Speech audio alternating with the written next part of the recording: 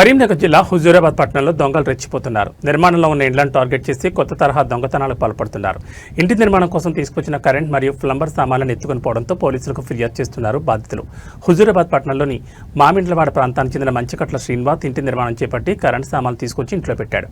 అయితే ఇంట్లో శ్రీనివాస్ లేని సమయంలో ఓ వ్యక్తి ఇంటికి వచ్చి తాను కరెంటు పనిచేసే వ్యక్తినని కరెంట్ సామాన్లు కావాలని కోరగా నమ్మిన శ్రీనివాస్ తల్లి రూమ్లో ఉందని చెప్పి తాళం చెవి ఇవ్వగా సామాన్లు తీసుకుని వెళ్లిపోయాడు.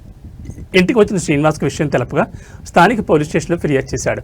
ఇదే తరహాలో పట్టణంలోని బండ అంకుశ్ వాడకు చెందిన కుమార్, జమ్మికుంట రోడ్డుకు చెందిన మధు తమ ఇండ్లు నిర్మిస్తున్న క్రమంలో ఇంటి నిర్మాణం కోసం తెచ్చిన కరెంట్ ప్లంబర్ సామాన్లు దాదాపు 40,000 రూపాయల విలువ గల సామాన్లు ఎత్తుకెళ్లారని పోలీసులకు ఫిర్యాదు చేశామంటున్నారు బాధితులు. ఫిర్యాదు అందుకున్న పోలీసులు సీసీ కెమెరాల ఆధారంగా విచారిస్తున్నారు.